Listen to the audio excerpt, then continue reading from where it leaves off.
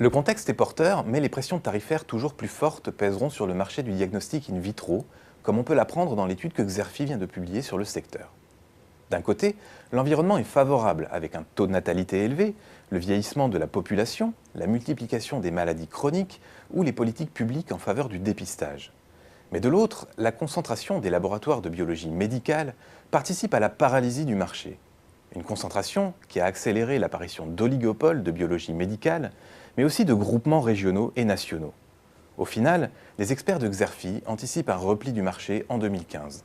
Ensuite, celui-ci rebondira grâce à la reprise des ventes de réactifs et d'instruments, mais aussi grâce à l'augmentation de l'autosurveillance glycémique. Face à la restructuration des laboratoires de biologie médicale, les fournisseurs de diagnostic in vitro ont adapté leur business model. D'abord, ils ont mis en place des systèmes plus automatisés, comme la robotisation des tâches pré- ou post-analytiques réalisées par les trieurs ou les centrifugeuses. Ensuite, les fabricants basculent vers une économie plus servicielle.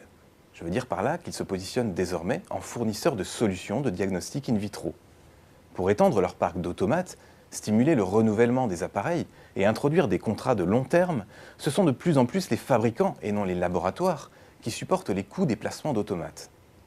Enfin, leur métier évolue vers des services en avant-vente comme le consulting ou le conseil en organisation et en après-vente avec la gestion de projets ou le management du changement.